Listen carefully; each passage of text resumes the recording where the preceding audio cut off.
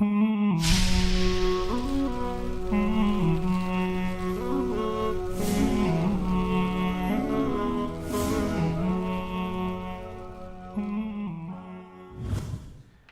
brothers, when I was first asked to come to Samsa, to this prayer hall, some time ago, to deliver khutbahs from time to time, I may have hesitated a little bit because of other commitments. But the reason that I agreed that it was important to do so is because the people who would gather in a place like this, who are mostly students, who are undergraduates, postgraduates, who are domestic or foreign students, all of them have a role as leaders in this community, and leaders in their home communities, and leaders on the stage of this ummah and of the stage of this world that we live in. And this may be a term that some of you are happy to accept for yourself, and there will be others who are quite unhappy with the idea of being leaders. And the word leader itself, if we associate it with the word ruler, it has quite a negative connotation these days. Just as in the Quran, there is the example of the worst type of leader, who was Fir'aun. Likewise, there are people in the world today who are behaving on the pattern of Fir'aun. And then there are people who struggle against the Fir'aun, who struggle against the oppressors and the tyrants, seeking the basic rights of a human being and of Muslims and non-Muslims, seeking dignity and freedom. And those who do so sincerely, we consider them to fall under the meaning of the verse in which Allah subhanahu wa ta'ala says, giving the story of Fir'aun and how he divided the people and slaughtered them in Surah Al-Qasas and other places. But he says concerning them, وَنُرِيدُ أَن نَمُنَّ عَلَى الَّذِينَ اسْتُضْعِفُوا فِي الْأَرْضِ وَنَجْعَلَهُمْ أَئِمَّةً وَنَجْعَلَهُمُ الْوَارِثِينَ. But we wished to make those who were subdued and oppressed in the land, to make them to bestow our favors upon them, and to make them leaders, and to make them the inheritors. So being leaders is not something which is negative. Just as there is the example of Fir'aun in the Quran, there is also the example of the just leaders, of Prophet Dawood alayhi salam, Prophet Sulaiman alayhi salam, the just kings. And the leader of leaders and the leader of all creation is Muhammad sallallahu alayhi wasallam. And we are told that on the Day of Judgment, there will be 7 types of people whom Allah will shade on that day when there is no shade except His shade. On that day when people will want any type of shelter from the heat and from the torture that is the events of the Day of Judgment. On that day there will be no shade except Allah's shade. And there will be 7 categories of people. The first of those, which is mentioned in the hadith, is Imamun Adil, a just leader. So, is leadership something which is not relevant to us? Is leadership only on the level of running a country? Of course not. Because the Prophet ﷺ has said, كُلُّكُمْ رَاعٍ وَكُلُّكُمْ مَسْئُولٌ عَنْ رَعِيَّتِهِ. That every one of you is a shepherd, and each of you is responsible for his flock. And he gave examples in this hadith of the husband or the father and his role in the family, and all types of levels of responsibility that we have. This is what we sometimes term spheres of influence.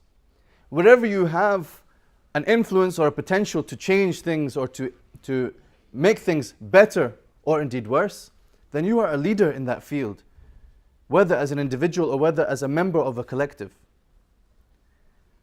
And indeed this ummah has that role as a whole. And there is a verse which I have, I'm sure, mentioned a number of times over the past few months in the khutbah, because it is a meaning that I feel we keep coming back to. It is a meaning which perhaps has been lost from our consciousness. And that is the verse of Surah Ali Imran, كُنْتُمْ خَيْرَ أُمَّةٍ أُخْرِجَتْ لِلنَّاسِ. You are indeed the best of nations brought out for mankind. And as such, we are expected to be leaders. We are expected to be witnesses unto mankind. وَكَذَلِكَ جَعَلْنَاكُمْ أُمَّةً وَسَطًا لِتَكُونُوا شُهَدَاءَ عَلَى النَّاسِ. That you may be witnesses.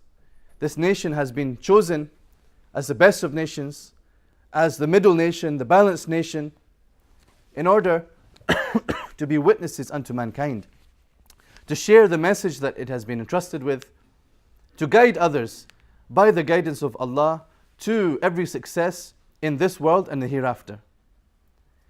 And our ummah is one with an illustrious history from the time of the Prophet ﷺ and his companions, through what are termed the golden ages of civilization, of science, even of art and creativity. The Muslims were the leaders in these fields.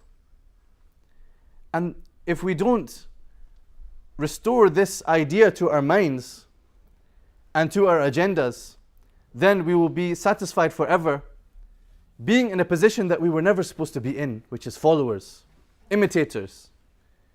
When we see other people's efforts, we say, oh, I wish we could be like that. I wish we could do something like that. And sometimes even when people think that they're being creative, they're in fact being derivative, because they are operating within somebody else's paradigm and worldview and framework and discourse and agenda, instead of one which takes its role, takes its cue from the Quran, from the Sunnah and the Seerah and the mindset of the Muslims. So we want to be leaders. What does it mean to be a leader? Is the leader someone who dictates and decides according to whim? Of course, we see some very important correctives to this misunderstanding from the Sunnah and from the Quran. The Prophet ﷺ has informed us that the leader of a people is their servant.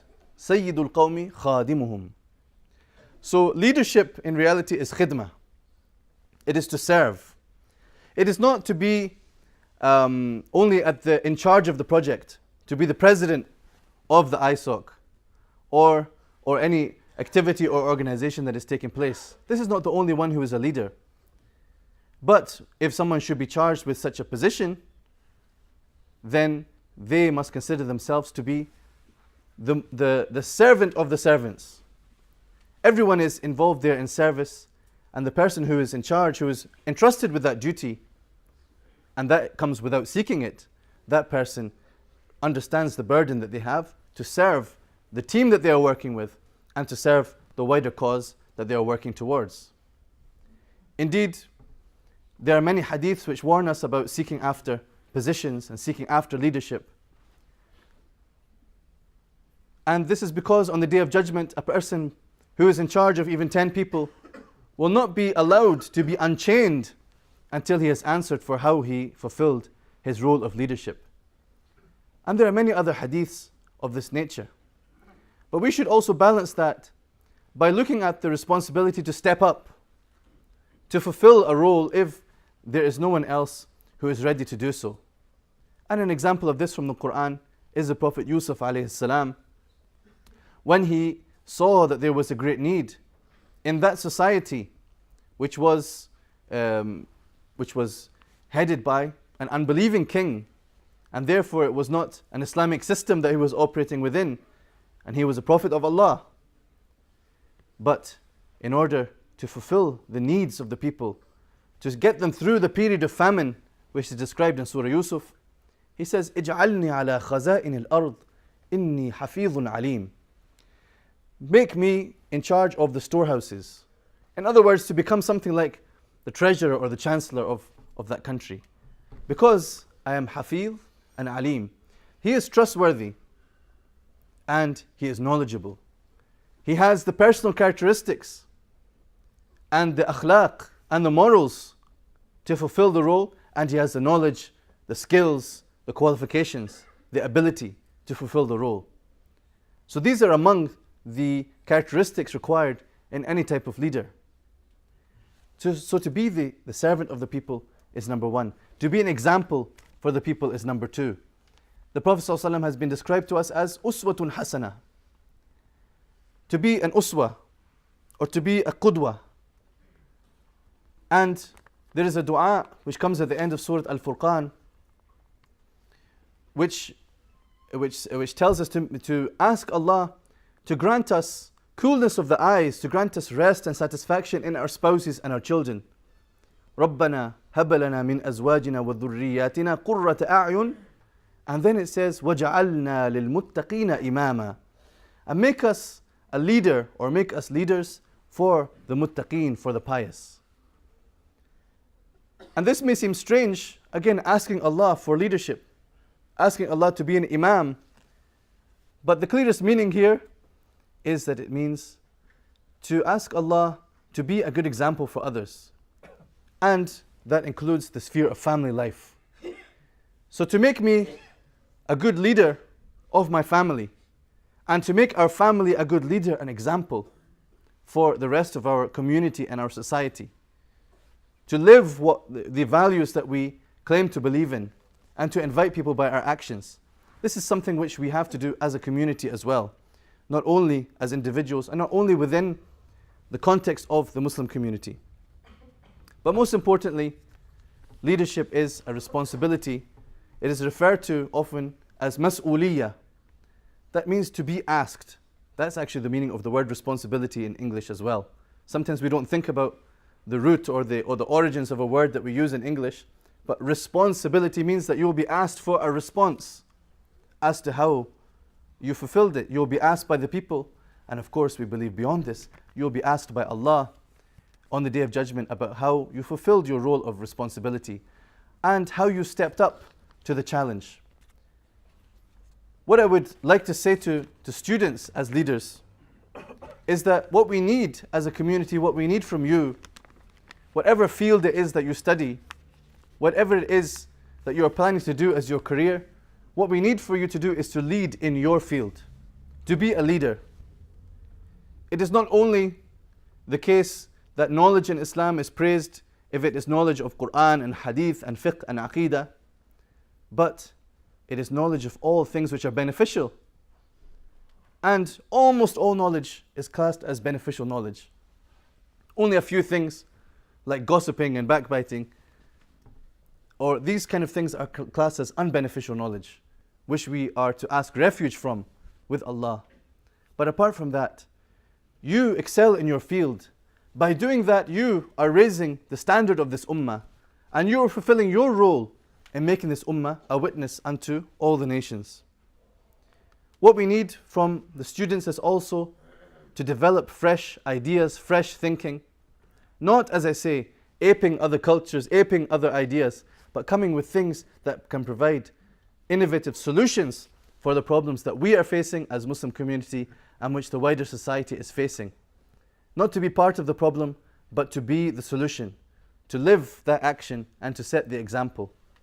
And we as a Muslim community are waiting for the young people, for the students to take that role of leadership, not to just expect positions to be handed over, but to see the contribution that speaks for itself and which demands respect and demands response. أقول قولي هذا وأستغفر الله العظيم لي ولكم ولسائر المسلمين فاستغفروه إنه هو الغفور الرحيم.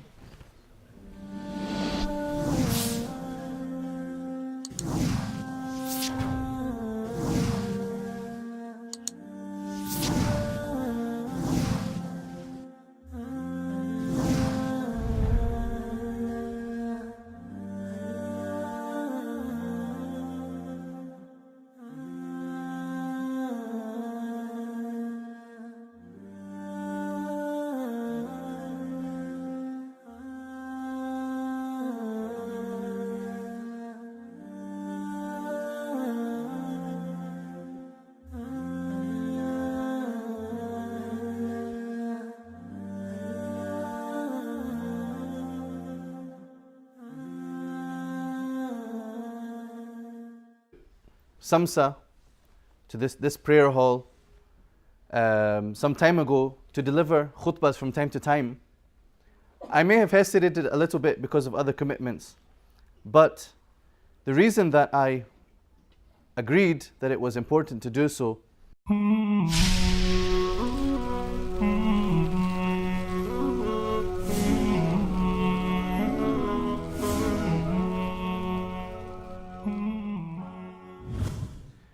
my brothers, when I was first asked to come to have a role as leaders in this community, and leaders in their home communities, and leaders on the stage of this ummah and of the stage of this world that we live in. And this may be a term that some of you are happy to accept, is because the people who would gather in a place like this, who are mostly students, who are undergraduates, postgraduates, who are domestic or foreign students, all of them, except for yourself, and there will be others who are quite unhappy with the idea of being leaders. And the word leader itself, if we associate it with the word ruler, it has quite a negative connotation these days.